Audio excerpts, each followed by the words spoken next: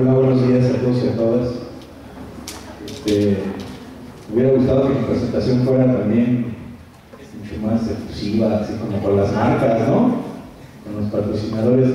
Déjenme antes de seguir ponerle a esta cosa que me queda en introducción y que no me pusieran nerviosos, ¿no?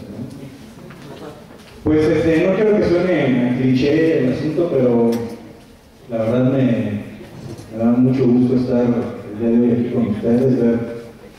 Creo que todas son caras nuevas para mí. Hay mucha gente de primer semestre, me imagino. Y bueno, regresar a la universidad en estos festejos de 30 años y regresar a la carrera a la cual le tengo mucho amor, de la cual fui parte de diferentes momentos de mi vida profesional, pues es para mí muy emotivo, ¿no? Entonces, qué bueno que están por acá. Y también para mí es importante presentar a una persona a la cual reconozco como una extraordinaria profesional de la comunicación y que para la Universidad Iberoamericana como sistema pues también tiene gran importancia. Y hoy le doy la bienvenida a Gabriela Vázquez de la Mora, de quien voy a leer su currículum, que es muy extenso, entonces tendré que hacer ahí varias abstracciones, ¿no? Ella cursó nació en la Ciudad de México, un 25 de agosto, cursó la licenciatura en Comunicación en la Universidad Iberoamericana, tiene estudios de posgrado en Literatura Comparada por la Universidad Nacional Autónoma de México y en Comunicación por la Universidad de Navarra en España.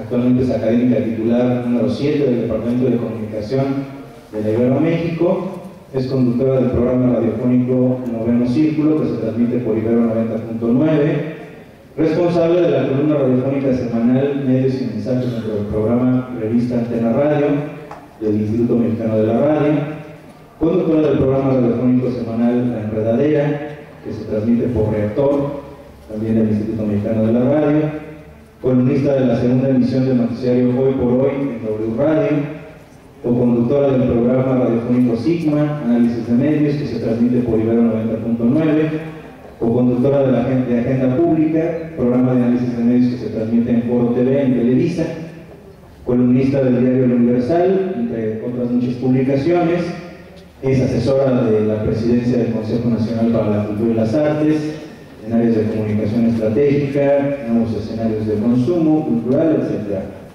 Es socia consultora de Praxis Intercultural y de Pórtico Información y Análisis, que son empresas especializadas en investigación, procesamiento de información y elaboración de escenarios. Fue directora del Departamento de Comunicación de la Ibero-México de noviembre de 2002 a abril del 2011, creadora y directora hasta el 2011 de la estación de radio Ibero 90.9, ha hecho cosas para la UNESCO, para el Canal 22, es fundadora del Observatorio y Monitoreo Ciudadano de Medios, que desde el 2006 opera en la Universidad Iberoamericana. Entre otras muchas cosas, todas ellas relevantes e importantes. Y bueno, pues hoy vamos a hablar de ética en medios digitales. Un tema que luego se deja de lado, el asunto de la ética, pero que es fundamental y trascendental, sobre todo para una universidad como la nuestra. Entonces, quiero darle la bienvenida a Lina y que le damos un fuerte aplauso. Muchas gracias, muy buenos días a todos. Muchísimas gracias a la Ibero León por invitarme. Me encanta estar hoy con ustedes que celebran 30 años y además bueno, que me hayan considerado para que hablemos de este tema. Tal vez algunos nos acompañaron el año pasado en nuestro aniversario allá en la Ciudad de México. Yo creo que siempre es maravilloso que podamos compartir estos momentos de esta experiencia. Así que de verdad muchas gracias a Ibero León por tenerme aquí. Me siento realmente en casa. Realmente llevo ya muchos años en el mundo ibero, así que esta es parte de mi casa, sin duda. Bueno, voy a hablarles un poco de ética en la era digital, pero también les voy a decir yo tengo una respuesta sobre la ética en la era digital. Y si tienen algún maestro, algún papá, algún cura, algo que ya les dijo cómo se tiene uno que comportar en la era digital, no es cierto. La verdad es que no tenemos la respuesta a lo que está sucediendo el día de hoy, a lo que nos está sucediendo hoy, y por lo tanto yo más bien vengo a compartirles las preguntas que nos estamos haciendo y también pues, escuchar las propias, que es lo que ustedes tienen que decir al respecto. Yo tal vez tengo que decir, y lo comento cuando me invitan a hablar del tema, que sí soy todo eso que dijeron ahorita, pero en realidad soy una adicta al tema de las redes sociales.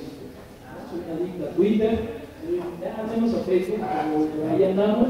Yo soy más bien una adicta a ver qué está sucediendo en el entorno de la tecnología de la información y comunicación y cómo nos relacionamos con ellos. A ver, ¿quién aquí tiene Facebook?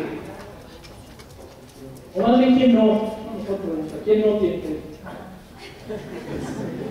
Veo dos manos básicamente. ¿Quién no tiene Twitter? Digo, a ver, más manos. ¿Quién no tiene Twitter? ¿Y quién está todavía en Hi-Fi? A ver, ¿quién está en Hi-Fi? Yo hice la pregunta mal porque decir todavía están en Hi-Fi suena así como de te cae que todavía alguien está en Hi-Fi. Pero no, a ver, ¿quién está todavía en Hi-Fi? Levante la mano, no pasa nada, igual hasta les tomo una foto para saber que sí existe. En MySpace, ¿alguien está en MySpace? Algunos por ahí. ¿Alguien no está en ninguna de estas redes sociales? Una, dos, las mismas dos manos. ¿Qué les pasa, señores? ¿Qué preguntan? Veo una persona que tiene más canas y que no está en las redes sociales, y veo a otra persona que no tiene tantas canas y tampoco está en las redes sociales. Lo cual habla de que, insisto, no es un asunto solo generacional, pero sin duda es un asunto que tiene que ver con lo que nosotros podemos o no hacer en estos medios. Yo estoy metida en Twitter desde hace un par de años, entré tal vez por curiosidad, como les decía, me interesa saber qué pasa con esos entornos, cómo socializamos, para qué los usamos. Previo a ello estaba Facebook, sí tuve mi avatar en Second Life, me desesperé muchísimo porque no se movía como yo quería. Soy muy bestia para esas cosas, incluso caminaba al revés de lo que yo quería que caminara. Una vez dimos una clase, allá en la Ciudad de México, una clase a través de Second Life, entonces cada quien desde su casa se conectó y ahí estábamos. Y resultó un poco caótico porque se nos metió un personaje extraño al salón de clases, se empezó a desvestir y empezó a hacer una serie de cosas. Esa clase resultó realmente caótica. Siempre uno puede decir que fue una buena experiencia de investigación, fue un caos absoluto. Pero ahí también estuve metida, y yo estoy metida en esto incluso desde hace mucho tiempo. Yo tuve la oportunidad cuando terminé la carrera, estuve escuchando comunicación allá en la Ciudad de México, y entré a trabajar más o menos rápido a Televisa al área de análisis de información estratégica. Y fue justo cuando estaba la Primera Guerra del Golfo, y tuve la gran oportunidad de poder usar bases de datos ya conectadas a distancia, donde uno podía hacer búsquedas para tener, digamos, información de primera mano, de cuenta que fuera un Google. La única diferencia es que cada búsqueda nos costaba $9. Entonces nos asignaban un presupuesto para poder hacer las búsquedas, y si te equivocabas, podrías haber ido una parte del presupuesto, lo cual nos obligaba sin duda a pensar mucho mejor cómo estábamos buscando. Ahora depende de cada vez que googleaban algo les cobrara $9, era un poquito como la lógica en ese momento. Y no estoy hablando tampoco de la prehistoria, estoy hablando más o menos como de los años 90. Y luego tuve la suerte de, por motivos de chamba, de ir un ratito a Londres, y cayó en mi casa un personaje muy curioso de la Chona, que llegó allá con nosotros para trabajar en la Embajada de México, y él, un ingeniero electrónico, chavito entonces, muy dinámico, un día me dijo: oye, ven, vamos, te voy a enseñar un café internet. Seguramente debe haber sido de los primeros cafés internet que existían. Era un changarro espantoso con 3 computadoras, con conexión a modem, esas que tal vez pues, ya ni ubican, esas que hacían así su ruidito, se conectaba. Y era una conexión sin duda lentísima. Claro, para ese momento a mí me parecía que me estaba esperando un mundo así como maravilloso, ¿no? Y entonces, pues, de repente entramos en internet. Era un servicio, ya había un navegador más o menos gráfico. Y desde entonces me empecé a interesar por el tema de las comunidades virtuales. La primera comunidad virtual que me surgió, una comunidad que se llama The Well, que se llamó The Well, nació en Estados Unidos. Era una comunidad físicamente bastante ubicada en San Francisco y en esa zona, pero que la idea era que cualquier persona que tuviese un hijo con una enfermedad terminal pudiese conectarse a esta comunidad y siempre encontrar a alguien que estuviera con sus mismas condiciones, para encontrar consuelo, para poder platicar, para poder salir un poquito como de esta sensación, esta desesperación de lo que implica tener un hijo con enfermedad terminal. Y esta comunidad virtual funcionó muchos años, de manera muy, muy intensa, hasta que un día su creador decidió, bueno, si todos vivimos en San Francisco, ¿por qué no nos reunimos en algún lugar para conocernos? Y entonces se reunieron en un parque en San Francisco para conocerse, y ese día se acabó la comunidad virtual, porque a la gente no soportó verse las caras. Se habían dicho tantas cosas tan íntimas que no soportaron verse las caras. Y cara a cara no pudieron decirse lo mismo que se habían dicho durante tanto tiempo en esta comunidad virtual.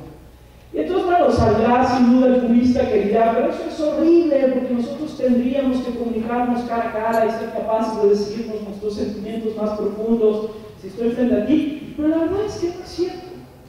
La verdad es que incluso cuando estamos cara a cara con una persona a la que le tenemos muchísima confianza, no siempre podemos decir muchas cosas que traemos a veces. Y ahí fueron como surgieron estas comunidades, se empezaron a diversificar, empezó a haber comunidades de todo tipo, basadas en texto, por supuesto eran comunidades no amigables en ese sentido, tenías que entrar a internet, conectarte, entrar a un sitio, dejar un mensaje, te contestaban. Luego se hicieron un poquito más amigables porque las podías hacer por correo electrónico y entonces te suscribías a una lista de correo electrónico y te llegaba.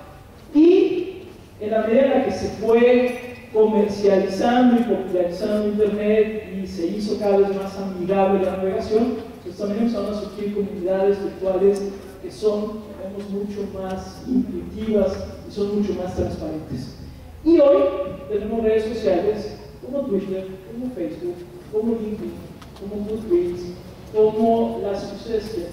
Existen más de 250 redes sociales identificadas, siempre que hablamos de eso hablamos de Twitter y Facebook, cuando hay muchísimas, cada vez más especializadas, algunas tienen que ver con viajes, otras tienen que ver con recomendación de libros, de películas, mucho el tema de gastronomía, algunas específicamente académicas, cerradas para discusiones muy concretas sobre temas, sobre investigaciones, etc. Tal vez las que más están creciendo son Facebook, son Twitter, YouTube, a la que se considera también una comunidad virtual o una red social, y las que están creciendo mucho, sobre todo para el uso periodístico y para el uso profesional, digamos, sobre todo del reclutamiento, entonces es la que se llama LinkedIn.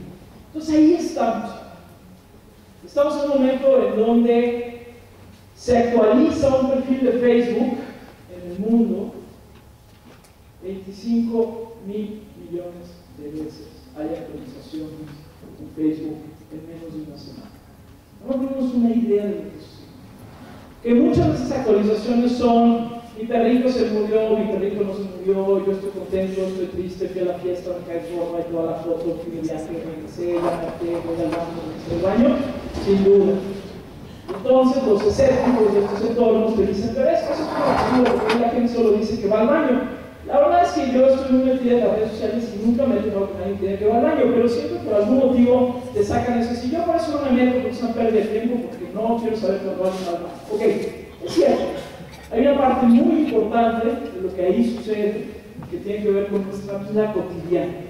Y nuestra vida cotidiana, yo me imagino, cuando ustedes salen a tomar un café, pues tampoco están hablando de cosas profundísimas el 99% del tiempo. Me imagino que más bien el 99% del tiempo están hablando de trivialidades. Lo mismo sucede en las redes sociales, no tendría por qué ser diferente. Por una razón muy importante, que las redes sociales no son medios de comunicación, y eso que se nos quite ya de la cabeza, no son medios de comunicación, son espacios de conversación. Y los espacios de conversación pues son tan triviales, tan profundos o tan especializados como es la gente que en ellos participa. Entonces tenemos este mundo en donde México en varias ocasiones se ha colocado como uno de los países más tuiteros en términos de volumen, de cantidad de tweets enviados en el mundo, junto con Brasil, junto con Venezuela, junto con Estados Unidos, por obvia razón, Estados Unidos se creó. y junto con algunos otros momentos importantes, como ha podido ser el movimiento de los indignados en España, que se movió mucho a través de Twitter y Facebook, todo lo que está sucediendo en Estados Unidos, que se llamó originalmente Occupy Wall Street, y que ahora pues, ya en realidad es Occupy nada más, porque ya no solamente están en Wall Street. Lo que está pasando ahorita en Venezuela, con jóvenes universitarios, con ustedes, que se oponen a algunas de las medidas que está tomando Chávez y que están utilizando sobre todo las redes sociales para ello, y a la vez los partidarios de Chávez están en un bombardeo constante contra de las personas que son oposición. Como sucedió en Egipto, aunque en Egipto se usó sobre todo Facebook, ahorita vamos a hablar un poquito de eso. Esos espacios de conversación llegaron para quedarse. Y no podemos seguir estudiando la comunicación como si esos espacios no existieran. Yo, como escucharon, dirigí durante casi 9 años el Departamento de Comunicación de la Ibero Ciudad de México y sé muy bien lo que nos ha costado trabajo pensar los planes de estudio de comunicación en el momento en el que estamos viviendo y hacia adelante. ¿Qué formación debe tener un egresado de comunicación que hoy inicia su carrera? Cuando México es el 4º país en donde Twitter está creciendo más en términos de penetración. Cuando hoy acabo de estar en el estado de Tabasco, donde me invitaban a dar una plática específica sobre redes sociales y elecciones, y en el teatro principal de la ciudad de Villahermosa, estaba a reventar la ciudad del teatro de políticos, de líderes de los partidos, de periodistas, de estudiantes, algunos también, y todos con un montón de preguntas porque yo no sabía la manera en que se están troleando, atacando de ida y vuelta en Tabasco en materia de política electoral. Es increíble. Y yo no pensé que en Tabasco se dedicaban a otra cosa, a ver pasar el agua, todo eso, que siempre llueve mucho. Pero resulta que no. Entonces me hacían unas preguntas y yo dije, wow, aquí están todavía mucho más densos que en otras partes, ¿no? Y a la fecha ahora empiezo a seguir a algunos tabasqueños y se dan, bueno, de una manera increíble a través de las redes sociales. Ya están los periodistas, están todos metidos, y sacan el aire, ¿no? Entonces, estos espacios llegaron para quedarse.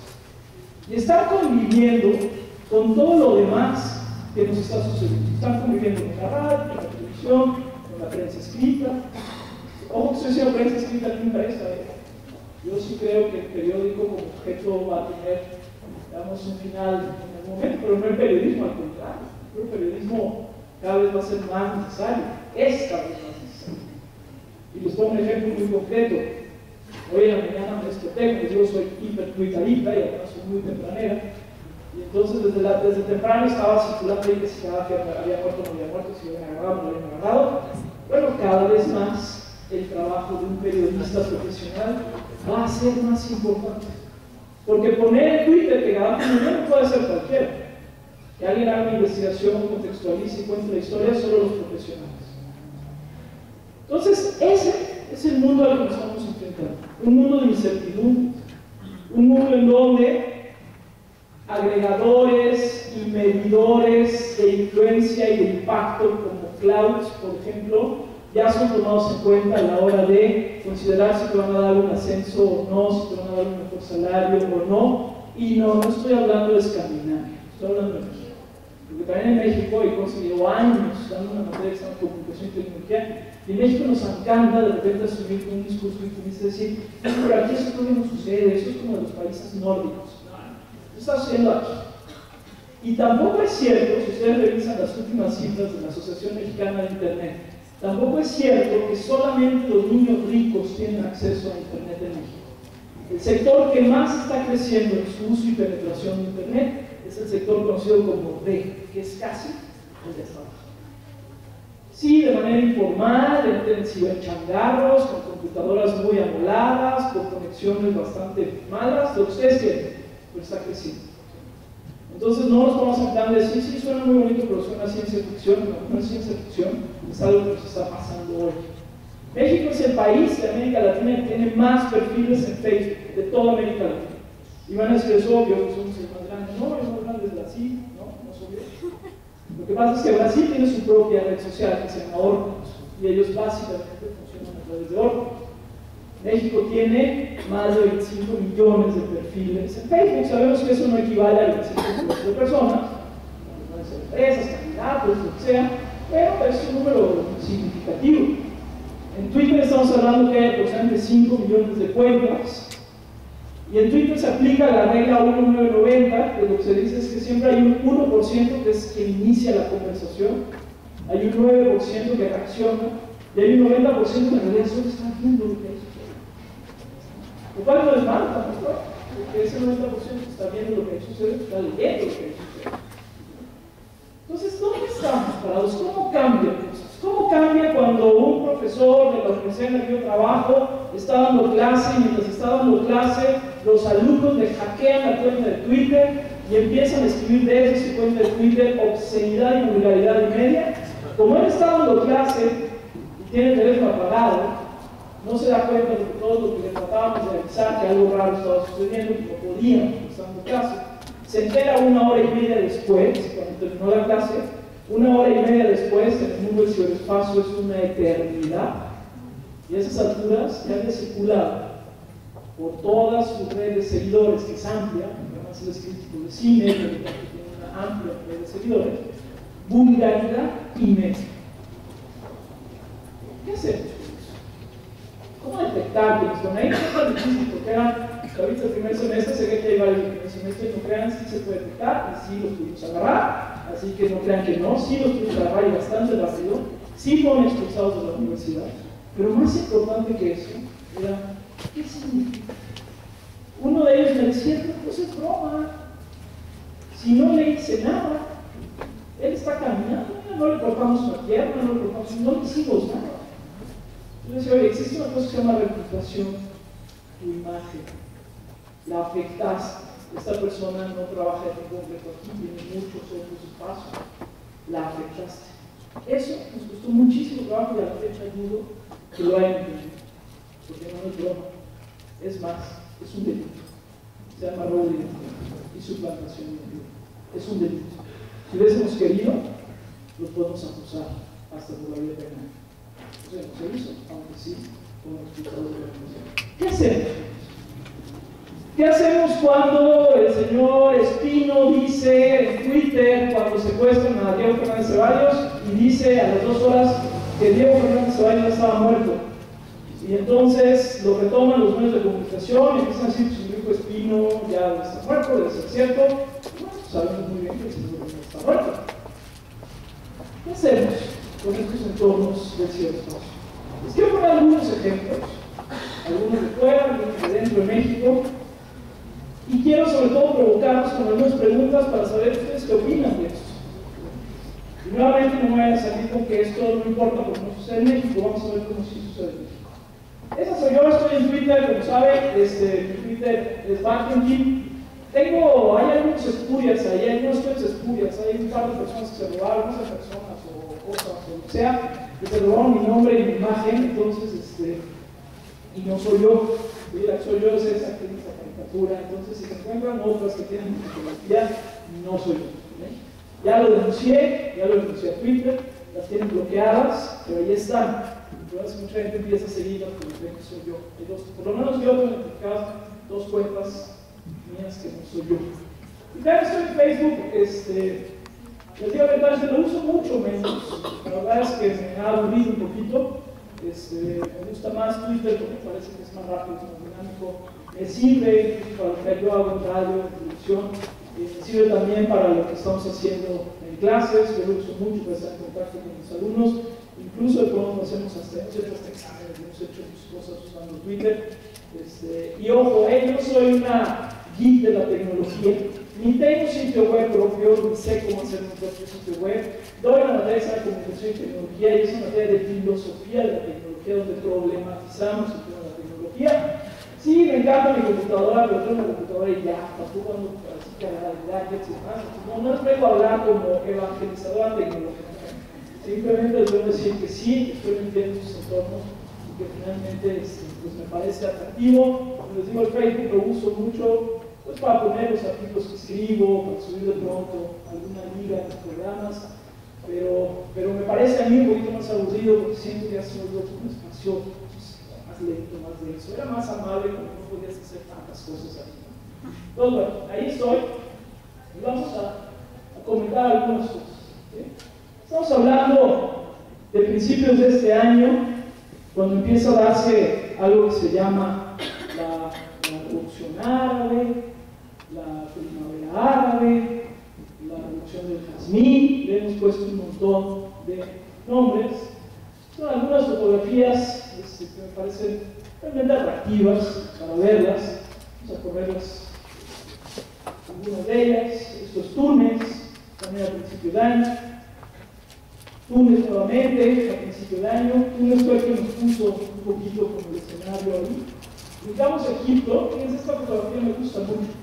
Si se dan cuenta, todas estas mujeres con sus velos, todas tienen un celular en la mano, o una pequeña cámara, y estaban transmitiendo directamente hacia Facebook y hacia la televisora Al Jazeera, desde esos pequeños celulares. Esta es una fotografía que por eso me gusta mucho. Incluso por aquí cortan a un pobre bebecito que yo no sé en qué conciencia tengan, porque este pobre ser humano está ahí apachurrado en medio de.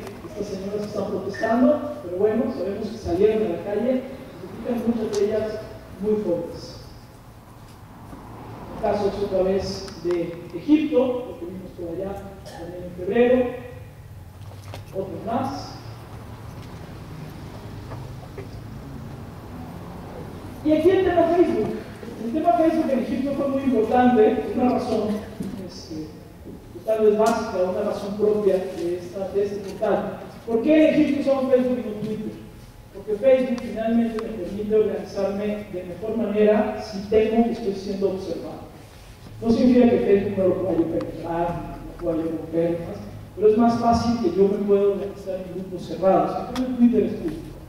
Por eso Twitter prácticamente en nuestros países no se utilizó. Sin embargo, Facebook se utilizó muchísimo. Incluso había notas ahí muy simpáticas que decían que había personas que ya tienen el nombre de Facebook, a unos pobres bebecillos que los bautizaban así, lo cual es una pequeña curiosidad, pero ayer vi en el partido de México contra no sé quién, que alguien se llamaba Michael Jackson. Pues si alguien le puede poner Michael Jackson, bueno, que le ponga Facebook puede ser tal vez no necesariamente, ¿no? Aquí estamos llegando a Libia, y en Libia no hubo redes sociales. En Libia no hubo Twitter, y en Libia no hubo. Entonces se nos cae la ecuación, en donde mucha gente al principio del año dijo, las redes sociales pueden ser un artículo extraordinario, les recomiendo que lo busquen por ahí, decía la revolución será tuiteada, extraordinario, pero muy optimista.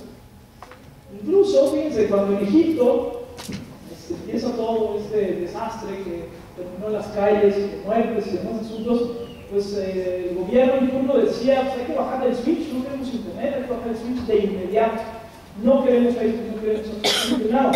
Y ahí el gobierno de Estados Unidos sí participó y de repente les dijo a las empresas, a Facebook y a Twitter, oigan, ustedes no cortan el servicio porque no lo cortan. Otra, Facebook y Twitter son empresas privadas, sí estamos conscientes de ello, ¿no? Sí estamos conscientes de que estamos basando parte muy importante de nuestra articulación social en plataformas que son privadas. Y que por lo tanto, si el día de mañana el señor Jack de Twitter decide que se acabó el changarro, se acabó el changarro, ¿eh? Se cierra y hasta ahí llegamos, como sucedió con Second Life. Second Life, tal vez recuerdan ustedes si se metieron alguna vez en Second Life, pero Second Life tuvo incluso el primer debate presidencial que se llevó en entornos virtuales, y fue la entonces candidata Ségolène Royal y el entonces candidato Sarkozy. Y fue un debate que se dio en Second Life. A los 2 meses, los dueños de Second Life se pelearon y literalmente le bajaron el switch. Y nada que hacer. La información que estaba ahí, lo que sea que estaba ahí, se fue. Lo mismo pasa con Facebook y con Twitter, pero se nos olvida.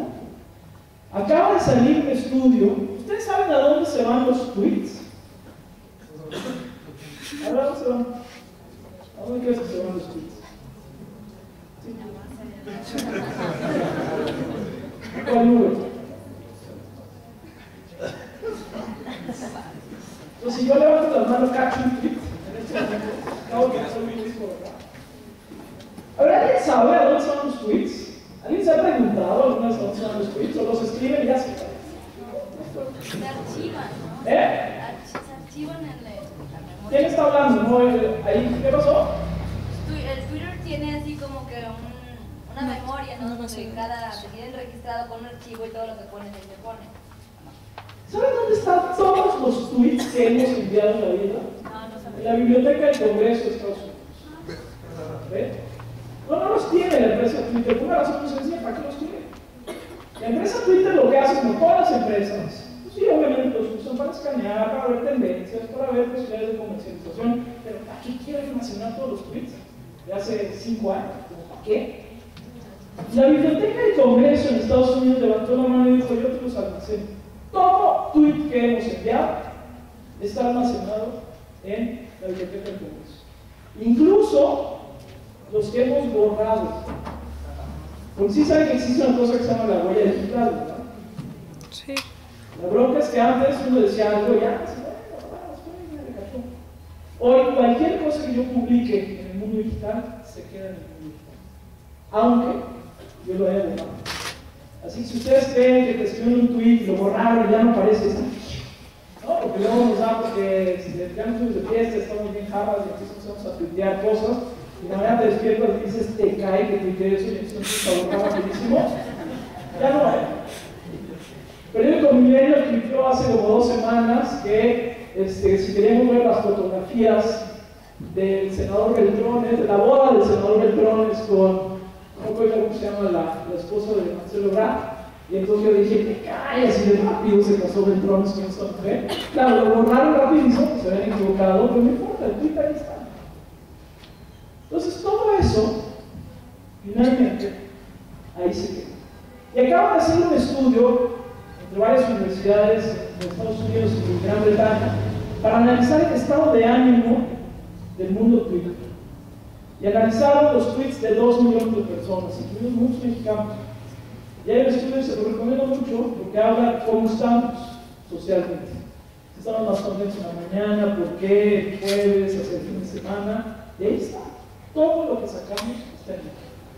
Entonces, insisto, son empresas privadas. Son empresas privadas al grado de que en Francia, por ejemplo, ya no les permiten a los comunicadores decir al aire las palabras Facebook y Twitter, porque son marcas. Pueden decir redes sociales, pero no Facebook y Twitter. Es como si yo quedara todo el tiempo con la cola. Entonces, aguas, ¿qué pasa en Libia? En Libia de repente dice, ahí no había Facebook y Twitter, muy poquito. Entonces, si la revolución iba a ser tuiteada, ¿qué se movilizó la gente en Libia? ¿Y por qué sucedió lo que hoy ya sabemos, que llegó a la muerte de ese señor que está allá arriba? No participó en Twitter y no participó en Facebook. Entonces, ¿dónde estamos parados ahorita? Y brinco a México. Esta señora fue encarcelada hace poquito en el estado de Veracruz, acusada de terrorista.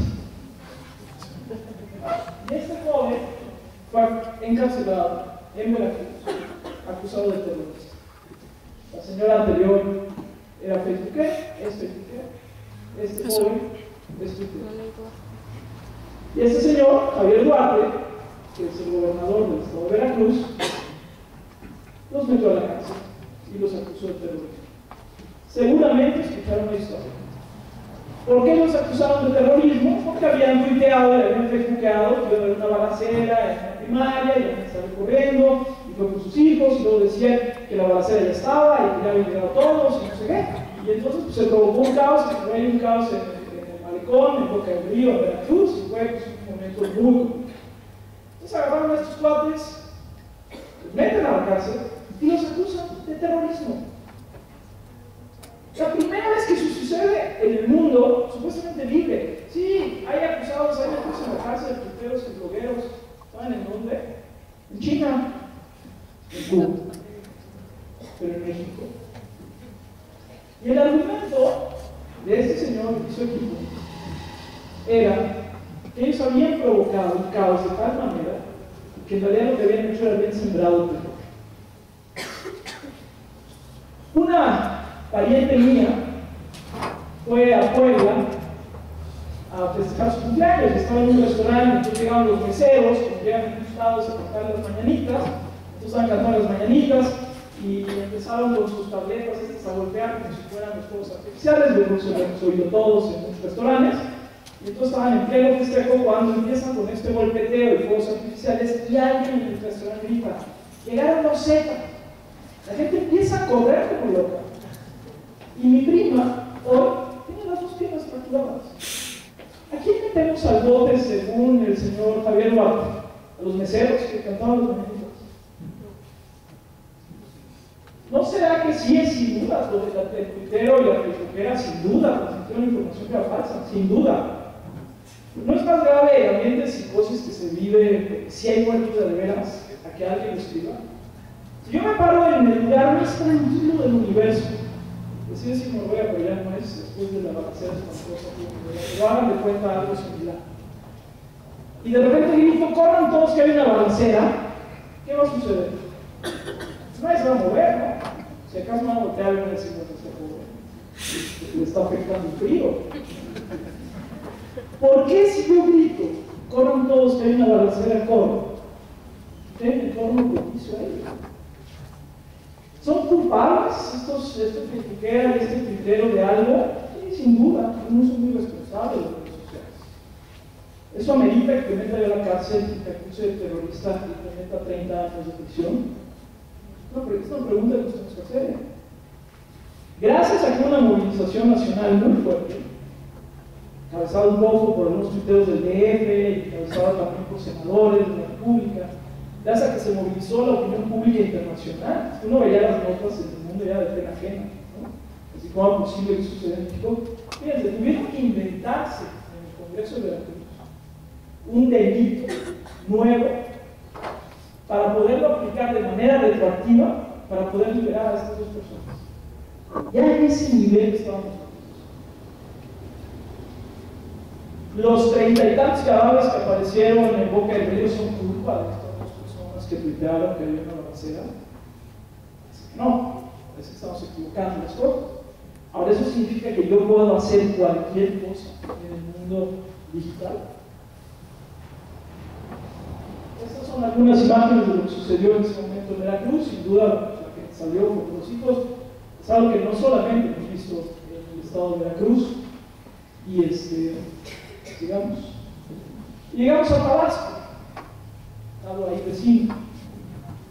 Entonces, el gobierno de Tabasco dice: pues, ¿qué tal si ya nos adelantamos mejor y antes de que alguien tuitee cosas raras? Mejor que una vez aprobamos una ley que se llama la ley del rumor. La ley del rumor dice, palabras más, palabras menos, que si hoy cualquier persona que transmita una información falsa a través de cualquier plataforma, incluida la palabra hablada, que esté destinada a provocar alarma social, lo logre o no lo logre, va a la cárcel. ¿Ese cuenta? Y va a decir que, bueno, que vivimos en Guanajuato porque los de Tabasco están bien locos. No, esto se contagia, Estas locuras se contagian, estas locuras no tienen que ver con que Tabasco sea un Edén, estas locuras se contagian. En Jalisco se intentó hacer algo similar y se intentó a nivel federal aprobar una legislación, una ley que decía que cualquier difamación, ataque contra partidos, candidatos, cárcel. Tenemos una necesidad de encarcelar a alguien, es una cosa increíble. Lo que pasa es que me parece que queremos encarcelar a los que no necesariamente son. Un diputado de Naucalpan, en el Estado de México, que sabe Naucalpan, uno de los municipios más importantes también del país, fue a cenar con su papá, les tomaron una foto, photoshopearon la foto, sentaron en la mesa a unos narcos y tuitearon esa foto por todos lados. Entonces aparece el señor pues, comiéndose con el papá, pues también con unos indeseables. Es grave, es gravísimo, claro, es gravísimo. Es como lo que yo les decía hace rato de profesor al que le faltó la cuenta y que ya que se me respecta a ¿cuál es la reacción? Cerremos Twitter y hay que meter a la cárcel a los que están haciendo. Perfecto. ¿Ustedes creen que si cerramos Twitter estas cosas van a dejar de ser?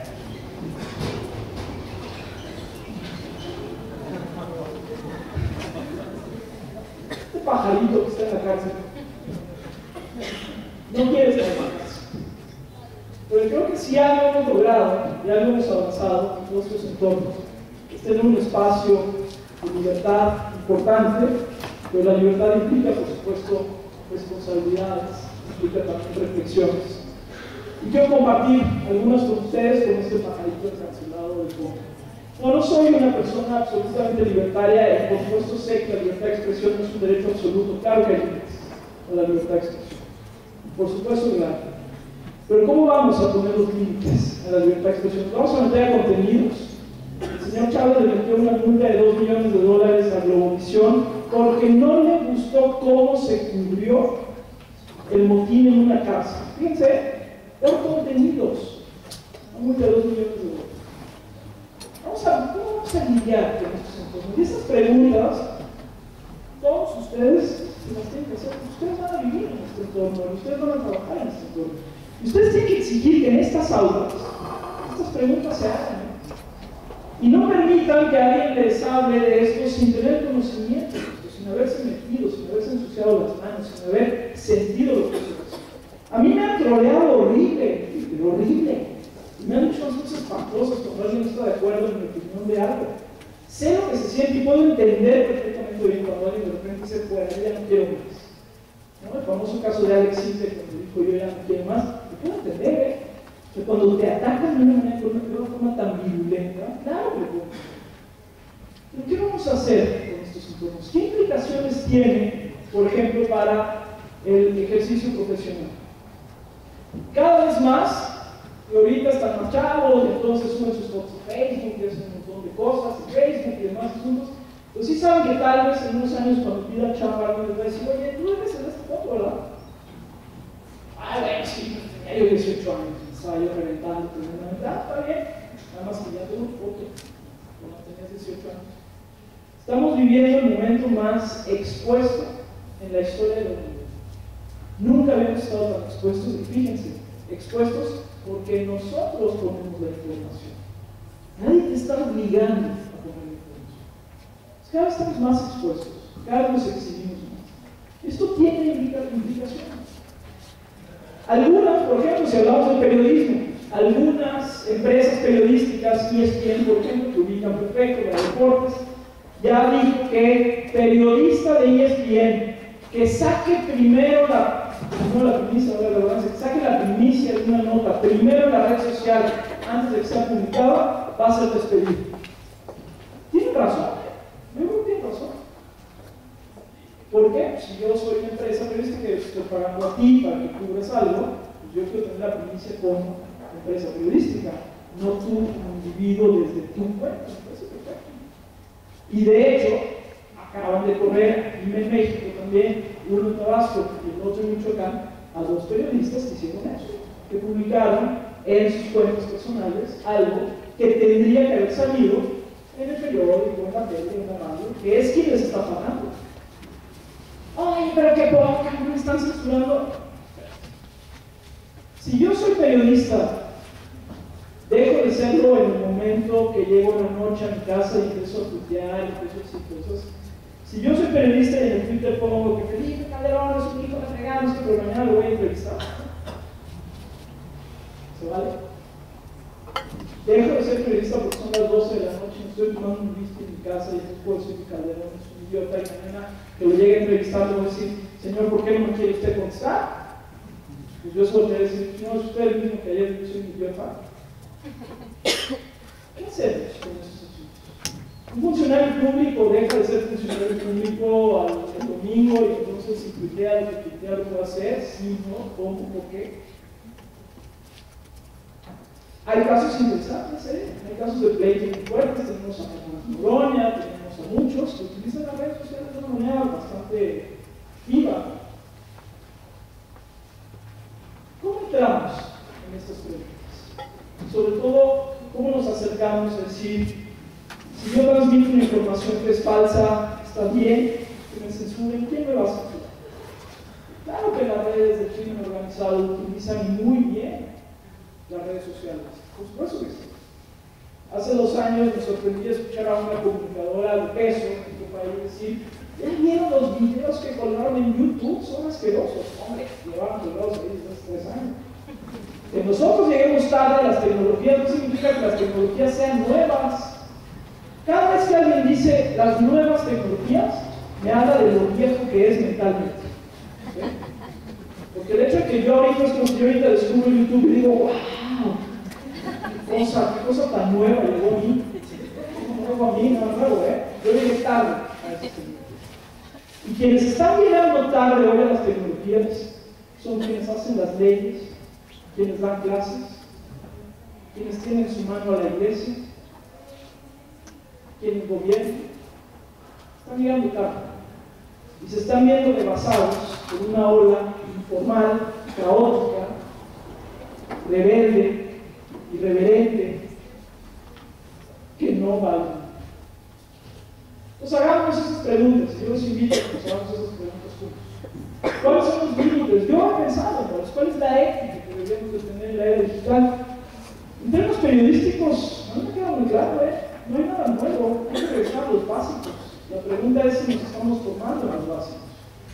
El tema no es si Loret de Mola ha matado 20 veces a Chabelo en Twitter y Chabelo sigue vivo. El problema es si hacemos lo mínimo que tendríamos que hacer, que es verificar si fue cierto antes de sacarlo. Que lo saque Pepito 24/8, me tiene absolutamente sin cuidado. Pero que lo saque alguien que tenga una cuenta verificada es más preocupante, ¿no?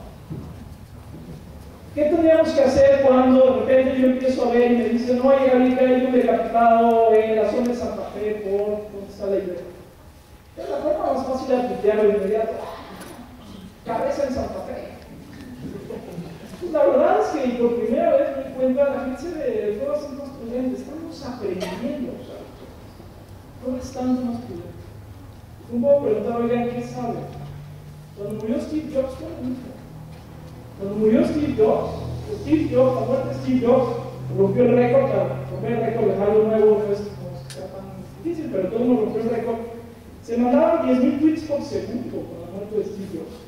Rompió los dos récords previos, que uno había sido la muerte de Michael Jackson, que son como 500 tweets por segundo, y luego la segunda había sido cuando mataron a Osama Bin Laden, y también hacen unos 600 o 800 tweets por segundo. Son 10.000 tweets por segundo la muerte de Steve Jobs. ¿Qué pasó cuando se anuncia la muerte de Steve Jobs? Que hubo mucha precaución. Ustedes recibieron mucha precaución. La gente preguntó primero. Es cierto, es cierto, es cierto. Y cuando empiezas a ver que quien lo tuitea es el New York Times, Associated Press, la propia empresa, dices, bueno, algo debe haber. Entonces, ¿cómo funciona el periodismo en el mundo digital y virtual? Pues no es muy diferente a como debería funcionar en la vida real, ¿no? Verificar fuentes, contrastar fuentes, hacer investigación. Pero si estamos formados para un periodismo de declaraciones y de cachar la primera declaración y poner la primera declaración, pues sí, vamos a cometer las mismas burradas en línea que las estamos cometiendo fuera. ¿Qué pasa con el debate político y las elecciones? Vamos a ver pura guerra sucia y pura no sé qué. Pues sí. Pero si nuestra ciudadanía en la calle es una ciudadanía de baja calidad, ¿por qué tendría que ser de mejor calidad en las redes sociales? Nos convertimos en mejores ciudadanos en el momento que meto Twitter. Si afuera miento madres, no pago impuestos, doy mordidas, me paso el alto, que en el momento que entro a Twitter me vuelvo el caballero o la dama. Claro que no, es lo mismo. Entonces no nos asustemos porque en las redes sociales hay una ciudadanía de baja calidad, más bien asustemos porque tenemos una ciudadanía de baja calidad. Entonces yo creo que son las preguntas que nos tenemos que hacer, porque finalmente no vamos a dejar, no va a suceder que esto se frene. Fíjense, en Occupy Wall Street pasó una cosa fascinante. Sí, Twitter fue importante cuando estaban todos los que estaban en Brooklyn y en general en Nueva York, pero hicieron algo que me gustó mucho, por eso un poco esta cifra, este gráfico. Pero cuando hablamos de redes sociales no estamos hablando solo de tecnología, estamos hablando de actividades sociales. Y lo que hicieron allá es que el que estaba hasta adelante del meeting repetía hacia atrás lo que estaba diciendo el orador. Y a manera de eco, de voz, llegaba hasta el último. Posiblemente ya llegaba un mensaje totalmente distorsionado, pues igual. Pero eso hicieron, estamos hablando de Nueva York y de las tecnologías. No es un asunto de si tengo acceso a Twitter, es un asunto de si creo hoy que yo debo estar conectado en tiempo real, 24 horas, con todos los riesgos que eso implica, pero también con lo fascinante que esto puede ser. Así que bueno, yo los dejo con estas provocaciones. Ahí está mi Twitter, es mi correo electrónico. Muchas gracias y espero sus respuestas.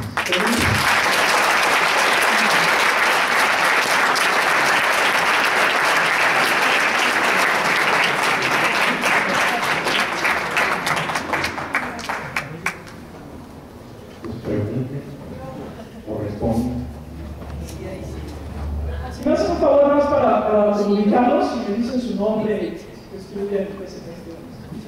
Bueno, yo soy comunicóloga y mi nombre es Giovanna Tarazoni. Lo que te quería preguntar, bueno, tú hablas de las redes sociales y se supone que son una herramienta, ¿no? Pero realmente actualmente se usan como un estilo de vida, una forma de vida. Y creo que es tan excesivo eso, que ha llegado a obsesionar a la gente de tal manera, o sea, que es impresionante, ¿no? Entonces, yo lo que siempre me he preguntado, y creo que tú me podrías contestar, es que tanta libertad, el hecho de... Sí. Tanta libertad, el hecho de tener todo tan expuesto, el estar todo el tiempo poniendo qué estás pensando, qué quieres hacer, a dónde vas, con quién vas, se pierde tanta intimidad que podrá llegar a verse como un ciclo, es decir, que la gente llegue a un momento en que se asuste tanto, se arte tanto, se vuelva tan, como dijiste hace rato, un virus, que la gente deje totalmente el internet de lado, es decir, que ya no le interese manifestarse por ese medio, por el miedo de sentirse ahora sí que vulnerable, porque realmente sí, o sea, nosotros estamos y publicamos todo, pero realmente somos vulnerables porque todo el mundo tiene acceso a esa información. A ver, yo te contestaré una cosa, todas las tecnologías tienen sus ciclos, hay una curva que a mí me gusta mucho, todos los ciclos de la tecnología, y entonces los primeros momentos de cualquier tecnología, de radio, de televisión, lo que quieras, la primera parte de esa curva es muy planita, porque cuesta trabajo, son solo los primeros, los llaman en inglés los early adopters, ¿no? Son los que llegan primero, siempre son los geeks, ¿no? Los primeritos. Es una curva que empieza, digamos, como muy plana, y luego sube muy rápido, y hay un boom de esas tecnologías, y luego baja, decae y se estabiliza más o menos en un uso. Eso lo puedes ver en absolutamente todo. Por ejemplo,